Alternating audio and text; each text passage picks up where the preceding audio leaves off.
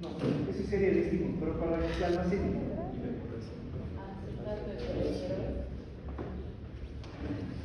¿Perdón? Acetato de colesterol. Entonces, esta es la base para que se almacene a nivel de las glándulas suprarrenal, en la corteza específicamente. Si no existe este acetato de colesterol, no se va a llegar a almacenar la aldosterona. Y como dijimos, para que se produzca su secreción, se necesita la hiperpotasemia. La hiperpotasemia hace que se libere esta aldosterona. Igualmente, con el sistema renina-angiotensina-aldosterona, igual se produce la liberación de la aldosterona. Pero esto cuando hay un descenso de la presión arterial y cuando hay un descenso de sodio a nivel del túbulo contorneado distal. Entonces, como dijimos, el acetato del colesterol es el que depende para que se almacene a nivel de la corteza suprarrenal. Ahora, las hormonas tiroideas. Dijimos que estas se almacenan a nivel de los folículos tiroideos en formas de proteínas. ¿Cómo se llama la proteína? La tiroglobulina. ¿Y qué estímulo necesita para que esta tiroglobulina me dé la T3 y la T4? La tirotropina o TSH, que va a ser, me va a desintegrar la tiroglobulina en T3 y T4 para que estas actúen a nivel de las células, aumentando sobre todo su metabolismo. ¿Ya? Entonces ya saben cómo se almacenan, cómo se liberan estas hormonas. Bueno, igual, ya sabemos que la dosificación de las hormonas es en picogramos y microgramos día. Y aquí es donde nos quedamos, ¿no?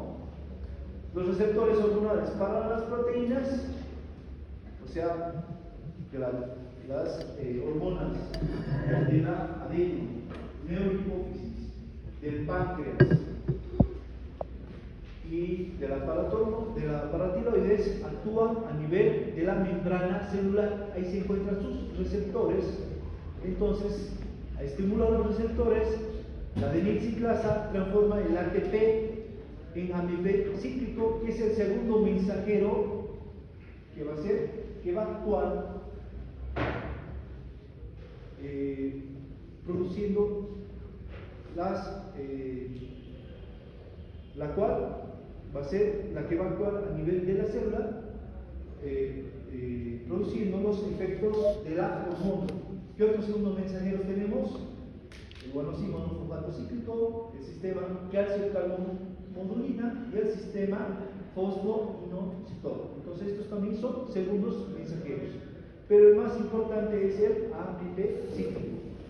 Los esteroides, como dijimos, sus receptores se encuentran a nivel del citoplasma celular, son receptores de tipo citosólido.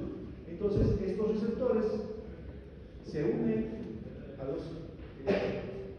hormona esteroidea se une a estos receptores, ingresan al núcleo, por lo tanto, hacen que se produzca una transcripción en el DNA, pasa al RNA ribosómico, esto pasa a los ribosomas y hace que se produzca nueva síntesis de proteínas para la formación de la hormona, la cual va a salir a actuar al torrente sanguíneo. Y por último, tenemos las hormonas que tienen sus receptores a nivel de los núcleos celulares. Entonces, por ejemplo, la T3 y la T4 se unen a esos receptores que están en los núcleos celulares y bueno, va a haber un cambio del DNA y el RNA. Entonces, para que se produzca su función a nivel de la célula, cambiando su metabolismo. Entonces, esto era una introducción de lo que vimos en la anterior clase. Ahora vamos a ver la hipófisis. Bueno, aquí tengo esta imagen ¿Dónde se ubicaría la hipófisis aquí? ¿En qué parte? En la silla turca. Exacto. Entonces, la hipófisis se encuentra a nivel de la silla turca. ¿Ya? Entonces, viene de la palabra griego hipófilo, que quiere decir que va hacia abajo.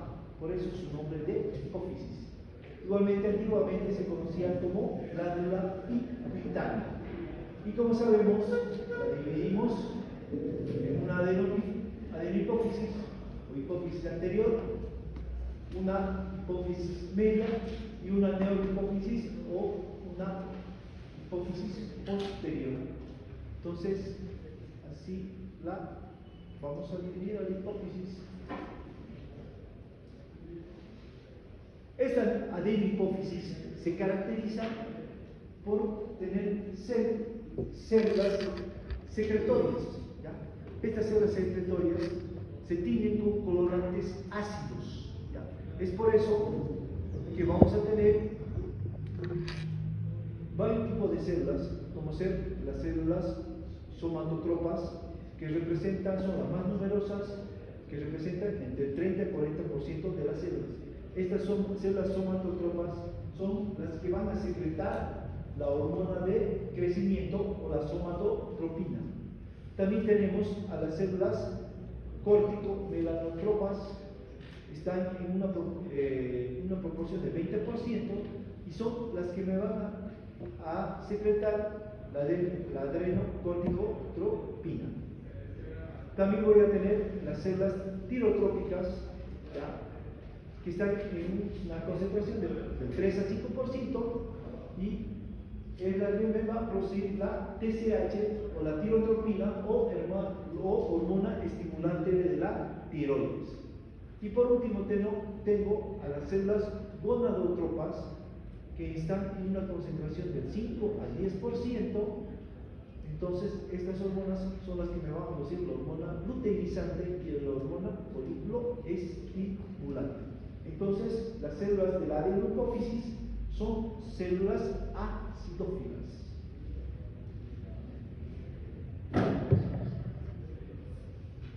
Ahora, ¿cómo se liberan estas hormonas estimulantes a los diferentes órganos?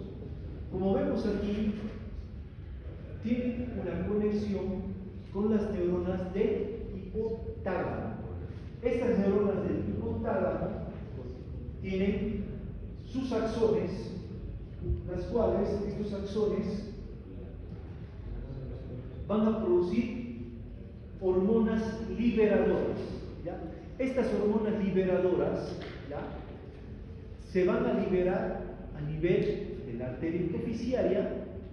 De esta arteria intersticiaria van a pasar a los capilares y de los capilares pasan a un sistema venoso que se encuentran a nivel de la adenopófisis.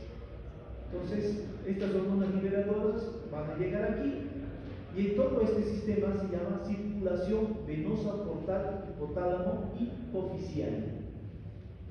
¿Ya? Entonces, esta es la manera de que estas hormonas liberadoras del hipotálamo van a llegar hasta la adenopófisis. ¿Cuáles son estas hormonas liberadoras? Estas hormonas liberadoras tienen el sufijo RH, que quiere decir liberadora de hormonas. Entonces, tengo la hormona liberadora de corticotropina, la hormona liberadora de tirotropina, la hormona liberadora de gonadotropina, la hormona liberadora de somatotropina o hormona de crecimiento y la hormona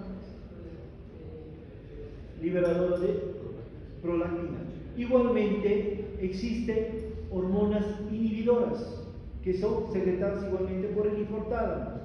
Como vemos aquí, tenemos la hormona inhibidora de prolactina, la hormona inhibidora de la hormona de crecimiento, ¿ya?, que esta hormona inhibidora de la hormona de crecimiento es conocida como somatostatina. Entonces, como vemos, el hipotálamo libera estas hormonas liberadoras. Entonces, estas hormonas liberadoras, Moira, ¿dónde se libera? El hipotálamo. Para que llegue a la hipófisis.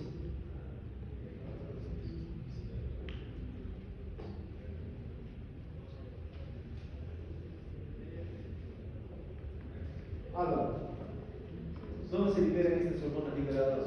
Todas estas que he nombrado aquí, que son liberadas, o sea, se producen a nivel de las neuronas del hipotálamo, ya que pertenecen al sistema nervioso central. De ahí son conducidas por los axones y llegan hasta el botón axónico, y ahí son liberadas. ¿Dónde son liberadas? En sus respectivas glándulas. ¿Cómo hacen para llegar del hipotálamo a la adenohipófisis? ¿Cómo? Por la circulación venosa portal tálamo hipofisiaria. ¿Cómo está formada esta circulación? Por arteria hipofisiaria. ¿Cómo está formada? Entonces, esas hormonas liberadoras que nombré se vierten aquí. ¿Dónde? A nivel de la arteria hipofisiaria. De ahí pasa a los capilares y ahí pasa al sistema venoso. Entonces, esta es la manera de que cómo estas hormonas liberadoras del hipotálamo llegan a la adenohipófisis. ¿Ya? Y entonces, gracias a esto, hormonas liberadoras que llegan a la adenohipófisis o hipófisis anterior, se va a producir la corticotropina, la tirotropina, las gonadotropinas, que es la luteinizante y la folículo estimulante, la somatotropina, hormona de crecimiento, y la lacto o la prolactina o lactotropina. ¿Ya? Entonces, ¿qué tiene que haber primero? Liberación, primero, de las hormonas liberadoras del hipotálamo. Llegar a la arteria hipofisiaria, pasar a los capilares, llegan al sistema venoso de la hipófisis. ¿Y cómo se llama todo esto? Venosa portal, hipotálamo hipofisiaria. Entonces, esta es la manera de cómo llega y se producen todas las hormonas de la adenohipófisis. Muy diferente con lo que va a pasar con la neurohipófisis. Entonces, digamos, la hormona de crecimiento y la somatostatina, las dos se producen. Sí, a nivel el hipotálamo te va a producir la hormona liberadora de la somatotropina, hormona de crecimiento, igual te produce la hormona inhibidora de la hormona de crecimiento, que es la somatostatina. Las dos tenemos. Ahora, ¿cuándo se inicia la actividad hipotálamo? El libro nos dice, por ejemplo, que la actividad hipotalámica, por ejemplo, para la liberación de la hormona liberadora de gonadotropina, se inicia a los 11 años. Entonces, si se libera estas hormonas liberadoras de gonadotropina a los 11 años, recién se va a producir la gonadotropina, que es la luteinizante de la folículo estimulante. Es por eso que en las mujeres recién se produce el ciclo menstrual a partir de los 11 años. ¿Ya? Entonces, como sabemos, los primeros 14 días del ciclo menstrual está dado por la folículo estimulante y de los 14 días para adelante está dado por la luteinizante. Y aparte nos da las características femeninas secundarias. Igualmente, los hombres, a partir de los 11 años aproximadamente, igualmente se va a producir por la folículo estimulante, favorece la espermatogénesis, y por la luteinizante favorece a la producción de la testosterona y nos va a dar las características masculinas. ¿Ya? Entonces, esta actividad hipotalámica se produciría por ejemplo, de las hormonas liberadoras de gonadotropina a partir de los 11 años. Pero esto no siempre es así, ¿no? Se ha visto que a algunas personas se puede adelantar y a otras personas se puede retrasar. ¿Qué es lo que pasa en los primeros días de la menstruación? Pues la que está encargada de la ¿Perdón? de la menstruación, porque la O sea, el ciclo menstrual se divide en dos, ¿no? La primera parte del ciclo menstrual, que son los primeros 14 días, está dado por la folículo estimulante. ¿Qué me produce? ¿Estrógenos o progesterona? Sofía. Estrógenos. Y la segunda parte está dada por la luteinizante. ¿Qué me va a producir? Progesterona. Ahora, quiero que noten aquí la diferencia de la neurohipófisis, que es muy diferente a la adenohipófisis. Camila, si te fijas en esta imagen, mira, tengo aquí el núcleo supraóptico y al paraventricular. Son neuronas. ¿Qué diferencia notas con la adenohipófisis? ¿Qué tienen estas neuronas? Este es el hipotálamo.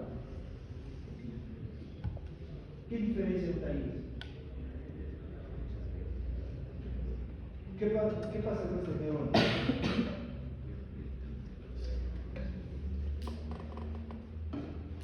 Esta es la neurohipófisis.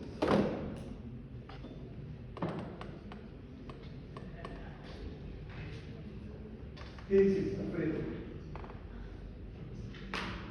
¿Qué pasa con las neuronas del hipotálamo y la neurohipófisis? Este es una neurona.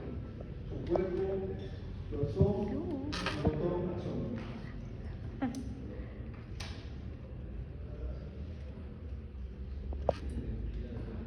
¿Qué dices, Alfredo? ¿Qué pasa con las terminaciones nerviosas? ¿Qué se habla?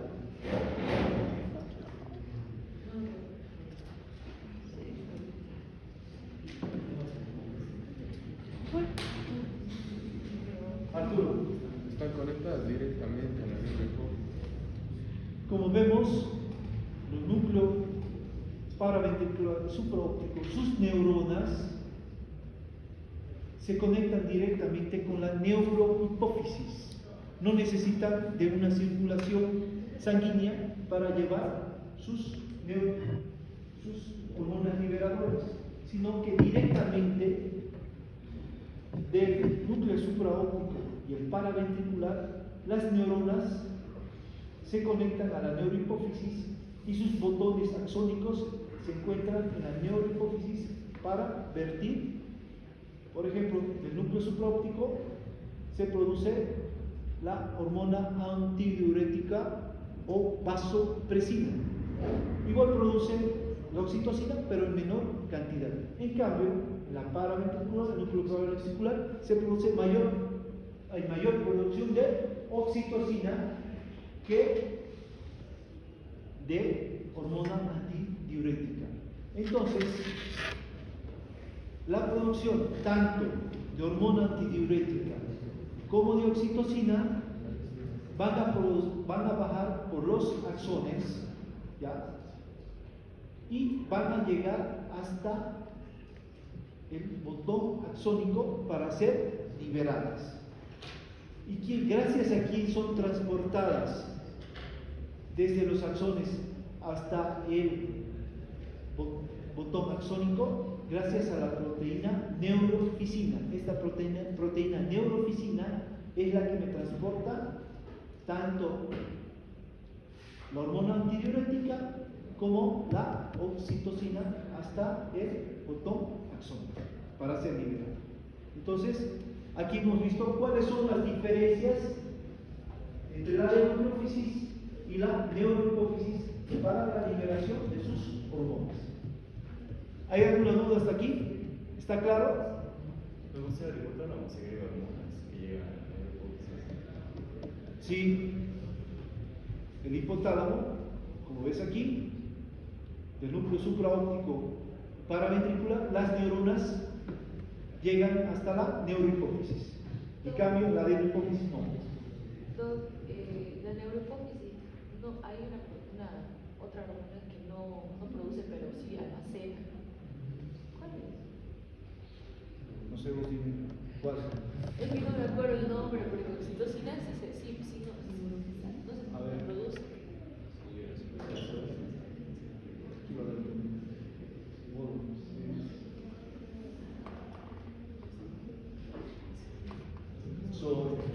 Oxitocina y vasopresina. La vasopresina es la hormona antidiurética.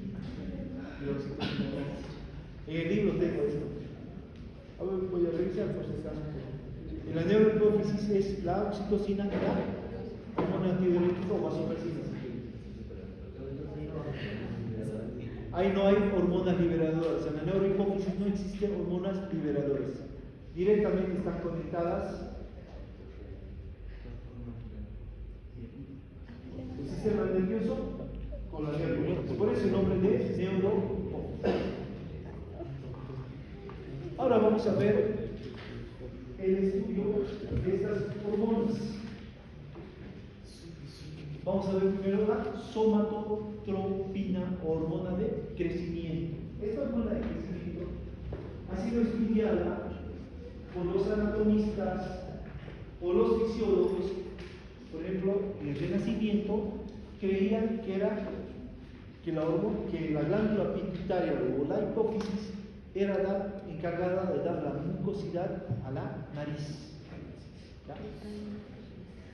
También pensaban que era la encargada de dar el tono de voz a las personas. Pero luego, un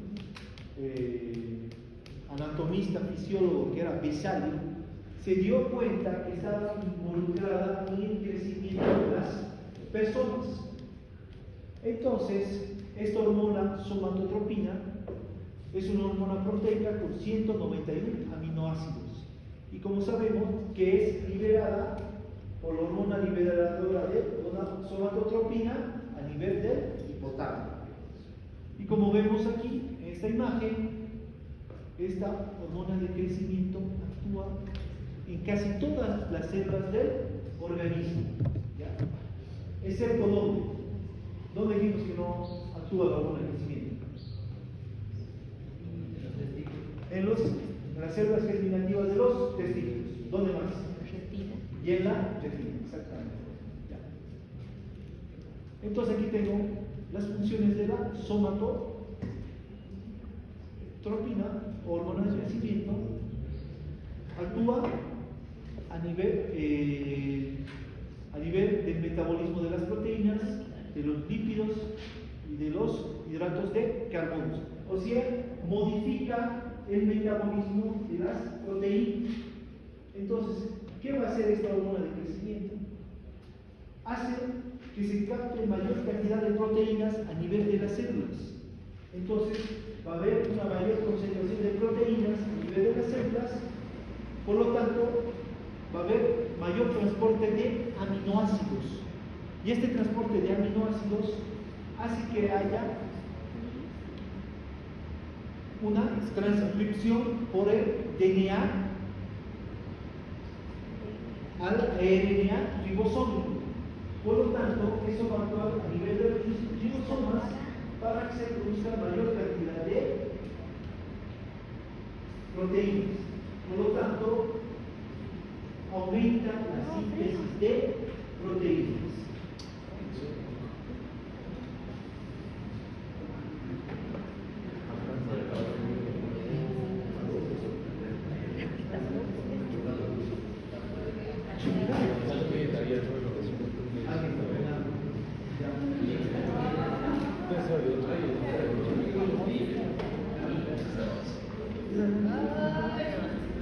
Entonces, ¿cómo modifica el metabolismo proteico? Jacqueline, ¿cómo modificaría?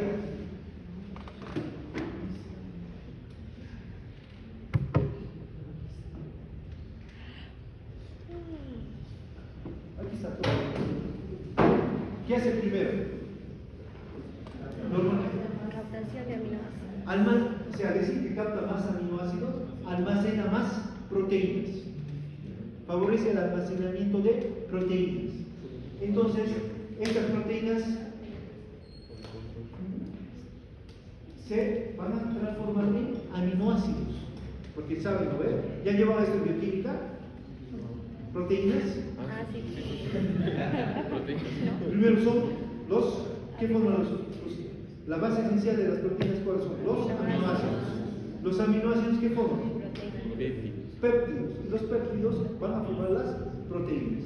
Entonces, si almacena mayor cantidad de proteínas, podemos decir que estas se desdoblan en aminoácidos. Por lo tanto, estos aminoácidos van a ser transportados dentro de la célula. Dentro de la célula, estos aminoácidos van a ingresar al núcleo, hace que haya una transcripción por el DNA. Esta transcripción del DNA pasa al RNA ribosómico y este RNA ribosómico hace que los ribosomas produzcan más síntesis de proteínas. Por lo tanto, va a aumentar la síntesis proteica. ¿Cómo modifica el metabolismo lipídico? Dice aquí, aumenta la lipólisis. Si aumenta la lipólisis, ¿qué pasa? ¿Qué pasa con los triglicéridos y ácidos grasos que existen en el tejido graso? Si hay una lipólisis, no se destruye, se desdobla. Entonces, existe una oxidación de los ácidos grasos, entonces se va a producir acetilcoenzima A, aumenta la acetilcoenzima A, por lo tanto va a aumentar los ácidos grasos libres. ¿Y qué va a hacer esto? Va a producir mayor energía. Entonces aumenta la energía por la destrucción de los triglicéridos. Eso es la manera de cómo modifica el metabolismo de los lípidos. Metabolismo de los hidratos de carbono. Menor uso de glucosa. Entonces, yo te puedo decir que ahorra glucosa. ¿Por qué?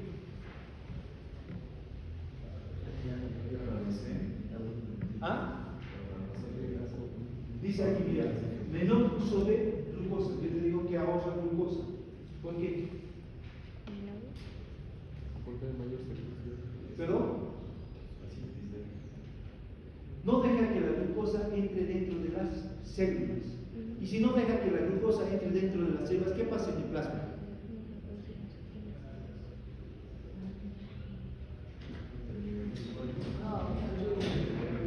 ¿Perdón? ¿Pero qué pasa en el plasma? Si no deja que entre dentro de las células la glucosa. Si lo normal de la glucosa es de 70 a 100, va a producir una hiperglucemia. Entonces, la somatotropina, hormona de crecimiento, es una hormona hiperglucemiante, aumenta la glucosa en sangre. ¿Ya? Entonces,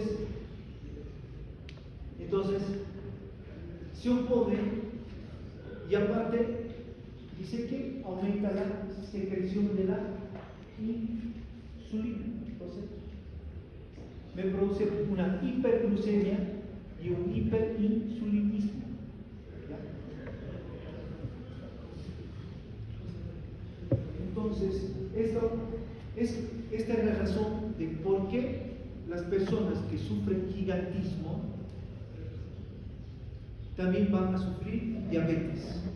¿Por qué? Porque hay una gran producción de hormona de crecimiento y esta hormona de crecimiento está produciendo una hiperglucemia. Es por eso que es una hormona hiperglicemiante, que no deja que la glucosa ingrese dentro de las células.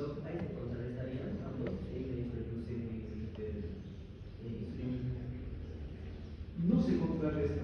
¿Por qué? Porque la insulina, porque esta hormona de crecimiento no deja que entre dentro de las células. Es por eso que siempre la glicemia está alta cuando se produce la hormona de crecimiento. Ahora, igualmente como vemos aquí, a nivel de los huesos, ¿qué hace? Me produce un aumento de la condrogénesis, aumento del número de condrocitos, aumento de los osteoblastos, aumento de los depósitos de calcio y fósforo. ¿Qué va a hacer todo esto? Que el hueso aumente en longitud y grosor. Igualmente va a aumentar el grosor de la piel, el grosor de los cartílagos, aumenta el tamaño del corazón y de las vísceras. Entonces, ¿cómo produce el crecimiento de los huesos? Sobre todo actúa a nivel de los huesos largos. Entre la diáfisis y la epífisis se encuentran los cartílagos de crecimiento. Entonces, ¿qué hace esta hormona de crecimiento? Va a hacer que las células osteogénicas, que son los condrocitos, los osteoblastos y los osteoclastos, sobre todo que los osteoblastos producen la matriz ósea y vayan envolviendo a los osteocitos. Y estos osteocitos están siendo jalados hacia arriba para que el hueso crezca a lo largo. Igualmente, como están siendo envueltos por esta matriz osteogénica, hace que el hueso aumente en diámetro. ¿Ya? Entonces, esta es la manera de cómo produce el crecimiento de los huesos. Pero quiero que vean aquí, no es así tan sencillo. Esta hormona de crecimiento, como sabemos, necesita de la hormona liberadora de gonadotropina, de somatotropina, perdón. Se libera la hormona de crecimiento por la de la hipófisis y esta tiene que llegar al hígado. En el hígado va a ser transformada en somatomedina. La somatomedina es la que va a ir a actuar a nivel de los cartílagos de crecimiento. Tenemos la somatomedina A, somatomedina B, somatomedina C y la somatomedina D. La más activa es la C. Esta somatomedina es un aminoácido el cual es muy similar a la insulina. Esta somatomedina está formada por 9 aminoácidos, pero se diferencia a la insulina en los dos últimos aminoácidos. Es por eso que es llamada factor de crecimiento insulínico, esta somatomedina C. Y es por eso que, por ejemplo, varios investigadores han estudiado esta somatomedina y han visto que en algunas personas se produce la hormona de crecimiento de manera normal, pero esta llega al hígado y no se transforma en somatomedina. Entonces, ¿qué va a pasar? Vamos a tener a los pigmeos africanos. ¿Por qué estas personas no crecen? Por falta de somatomedina. Su hormona de crecimiento liberada por la de la hipófisis es normal, pero no se transforma en somatomedina en el hígado. Pero como se dan cuenta, son enanos proporcionales y con un intelecto normal. Lo mismo, este actor famoso, no me acuerdo cómo se llama. ¿Cómo?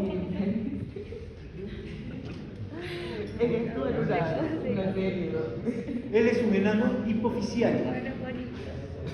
Así se llama. ¿Por qué sería un enano hipoficial?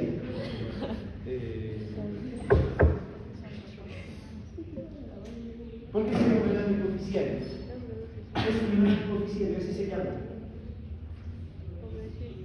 ¿Tu intelecto es normal? Sí. ¿Por qué sería un enano hipoficial y blanco? Tiene déficit de hormona de crecimiento. ¿Qué dice usted? ¿Tiene déficit de hormona de crecimiento?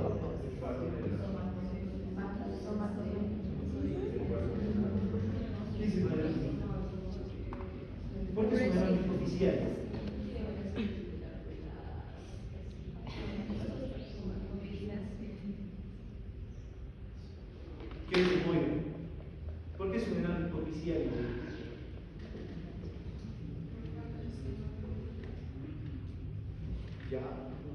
pero la hormona de crecimiento estará normal.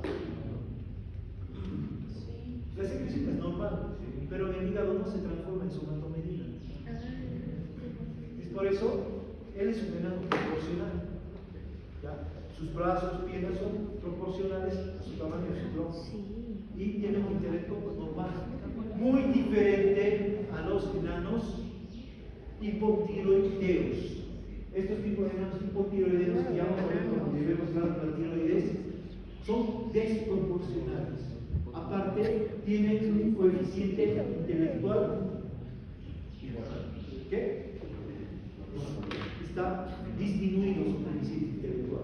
Son los tontitos. Por ejemplo, aquí Tarek había mucho antes.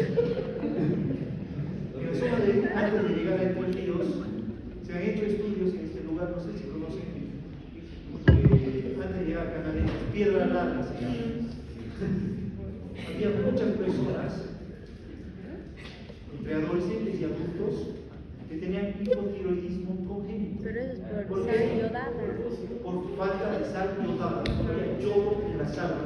Entonces, ¿Cómo ves, estas hermano? madres Ay, perdón. tenían coco, bocio, y tenían niños de baja estatura y con falta de un intelecto disminuido. Entonces, esta es la diferencia entre los enanos hipotiroideos y los enanos hipofisiarios.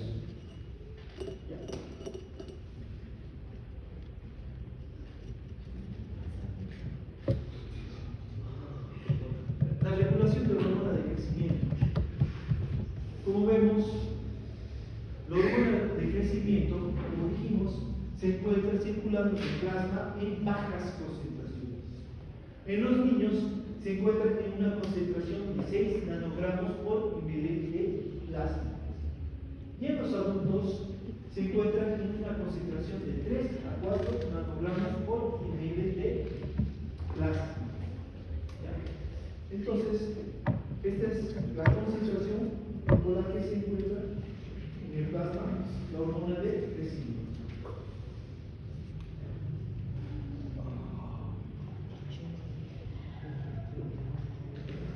Ahora, ¿qué factores determinan la mayor liberación de somatotropina o hormona de crecimiento? Primeramente, la falta de aporte de proteínas en forma prolongada. Que también, personas con aguda hipoglicemia, también va a existir una mayor liberación de hormona de crecimiento. Estados de estrés, igual que produce mayor liberación de hormona de crecimiento. Los estados de inanición, igual va a producir mayor liberación de hormona de crecimiento. Y por último, estados de traumatismo. Hay uno aquí más que no menciona el libro, pero también se ha visto, sobre todo en adolescentes, la fiebre. También me favorece el aumento de liberación de la hormona de crecimiento y dormir también. Las personas que duermen bastante, igual existe una liberación de las hormonas de crecimiento. Pero, ¿cuál creen que es el más importante de todo esto? El que más favorece la liberación. ¿El estrés favorece? Todos. No, porque Pero el que más favorece es la falta de proteínas en forma prolongada. ¿Cómo se llama esta enfermedad? Sobre todo que se dan en los niños. ¿Anemia? Es el cuasiorro. Cuasiorro se llama. Entonces, ya lo revisan ustedes. Sobre todo esto se ha visto en el África, ¿verdad? Esta enfermedad se llama cuasiorro, que es la falta de aporte proteico. Estas personas no comen proteínas, más comen hidratos de carbono. Entonces, ¿qué pasa? Son personas que tienen gran liberación de hormona de crecimiento, por eso son altas, son delgadas. ¿Ya? Esto se ha visto sobre todo en África. Y sobre todo estas personas siempre tienden a enfermedades. Por ejemplo, es por eso que hay una alta tasa de tuberculosis en el África.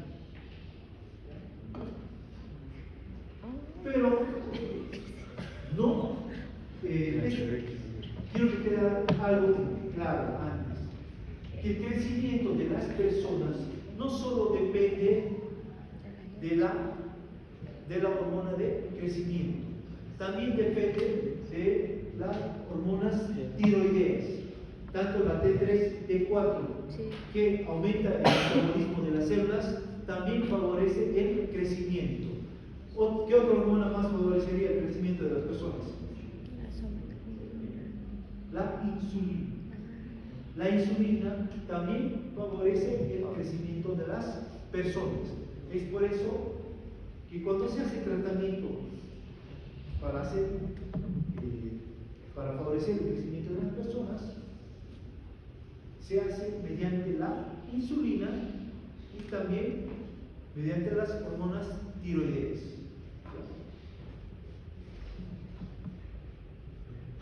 Y también vemos, aparte del enanismo, también se ha visto este tipo de alteraciones en las personas, por ejemplo, que pueden tener un tumor a nivel de la hipófisis. Existe gran producción de la hormona de crecimiento, sobre todo a nivel de la adolescencia. ¿Qué sería esto? ¿Cómo se llama esta enfermedad? Gigantismo. ¿Qué sería esto? El personaje como ecuación de las proteínas. ¿Cómo se llama? Las dos son producidas por el aumento de la hormona de crecimiento. Pero este es gigantismo. ¿Y esta gigantismo cómo se llama?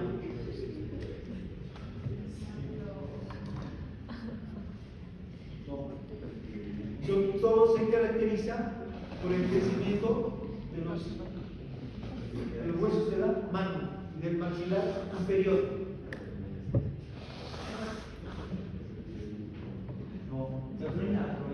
Acromegalia. Entonces aquí tenemos, serían las dos alteraciones por el aumento de la hormona de crecimiento: el gigantismo y la acromegalia. ¿Cómo se van a complicar estas personas ya en la edad adulta? ¿Qué favorece la hormona de crecimiento? Se hace hiperglucemia, diabetes. Estas personas se hacen diabéticas si no se controlan. Ahora, por último, tenemos a la neurohipófisis. ¿Ya? Como dijimos, las neuronas, tanto del núcleo supraóptico como paraventricular, se conectan directamente con la neurohipófisis, las neuronas hipotalámicas. Entonces, el supraóptico me va a producir la hormona antidiurética o ADH o vasopresina. El núcleo paraventricular me va a producir oxitocina. Entonces, la hormona antidiurética, para que se produzca la hormona antidiurética, este núcleo supraóptico donde se produce es un osmoreceptor. Entonces, los capilares que pasan cerca de este núcleo supraóptico captan cuando la concentración de cloruro de sodio está aumentando. Entonces, ¿qué va a hacer? La hormona antidiurética. ¿Qué quiere decir antidiurética? ¿Favorece la diuresis? No. Entonces hace que la secreción de agua que se elimina por la orina sea mínimo. ¿Para qué? Para almacenar agua en el organismo y se diluya este cloruro de sodio. Entonces, esta es la manera de cómo actúa la hormona antidiurética. Entonces, cuando hay mayor concentración de cloruro de sodio, por ejemplo, cuando existe estrés agudo, cuando existe dolor agudo, cuando existe náuseas, cuando existe hipertermia. ¿Qué es hipertermia? Fiebre. Igual va a haber un momento de concentración. Cuando se colocan antagonistas colinérgicos, igual. Entonces, todo esto me va a favorecer a que haya mayor concentración de cloruro de sodio. Este cloruro de sodio, entonces, es captado por el núcleo supraóptico, por sus capilares, por lo cual se va a secretar la hormona diurética, antidiurética, para que disminuya la cantidad de la orina y haya mayor concentración de agua. Ahora, si la concentración de cloruro de sodio está normal o está aumentada, ¿qué va a pasar? ¿Se produce hormona antidiurética o no? No se va a producir la hormona antidiurética. La mía. Retiene. En su Después tiempo, sí. antidiurética. Ahora, igualmente, esta hormona antidiurética actúa cuando existe hipovolemia. ¿Cuándo existe hipovolemia? Cuando hay disminución de la sangre. Cuando hay un choque hipovolémico, hay pérdida masiva de sangre, igual va a actuar la hormona antidiurética. Primeramente, va a hacer que la diuresis sea mínima. ¿Para qué? Para ahorrar líquido. Y cuando se produce mayor concentración de hormona antidiurética o vasopresina, me va a producir vasoconstricción. ¿Para qué? Para tratar de aumentar la presión arterial. Entonces, esta es la manera de cómo actúa la hormona antidiurética. Por último, tenemos la oxitocina que se produce a nivel del núcleo paraventricular. Entonces, ¿qué hace esta oxitocina? Esta oxitocina actúa en el 9º mes de embarazo. Primero, va a dilatar el cuello uterino y desencadena el trabajo de parto. Favorece las contracciones uterinas. ¿Ya? Entonces, al favorecer las contracciones uterinas, va a dilatar más al cuello uterino y se va a desencadenar el parto. Es por eso que esa oxitocina se utiliza, se la puede sintetizar y se utiliza en los trabajos de parto y en las cesáreas. ¿Para qué? Para favorecer la contracción del útero. Y aparte, nos ayuda, cuando se contrae el útero, va a favorecer el desprendimiento de la placenta. ¿Ya? Todas esas son las funciones. Aparte, cuando el niño comienza a lactar, ¿ya? Favorece la secreción de oxitocina por el núcleo paraventricular para fomentar la expulsión de la leche materna. Entonces, todas estas son las funciones de la oxitocina. Aquí me estaba olvidando. ¿Qué pasaría?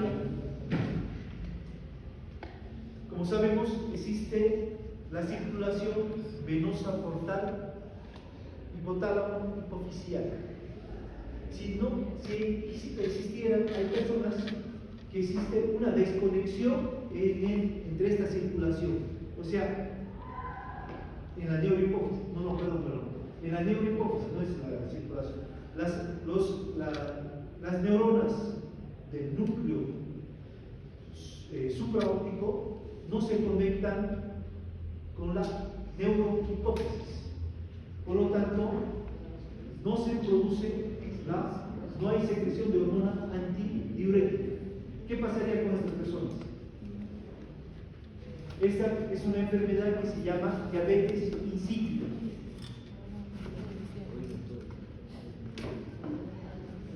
¿Qué pasa? Pueden morinar hasta 3-4 litros al día. Yo tengo, no. Mentira, no, mentira. Ah, sí, también.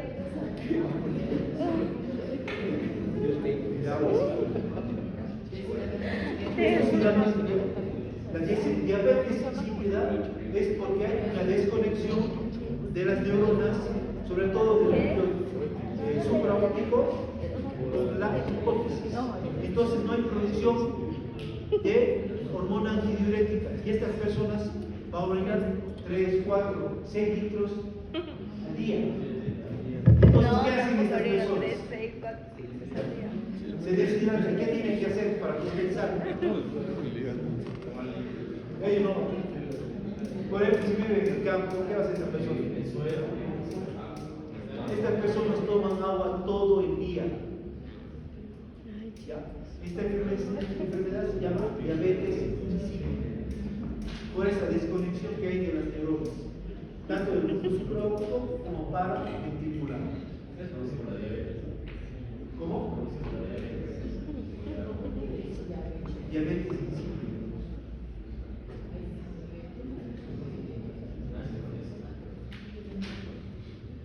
No así la llaman. Pero los que tengan diabetes insípida le da todo. Esto lo ven en endocrinología. Pero la diabetes insípida se trata de esto. ¿Ya? Falta de secreción de hormona antidiurética por la desconexión que hay entre el hipotálamo y la hipófisis. Quedaremos aquí.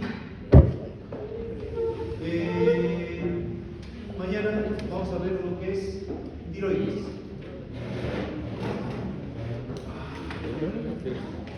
A ver.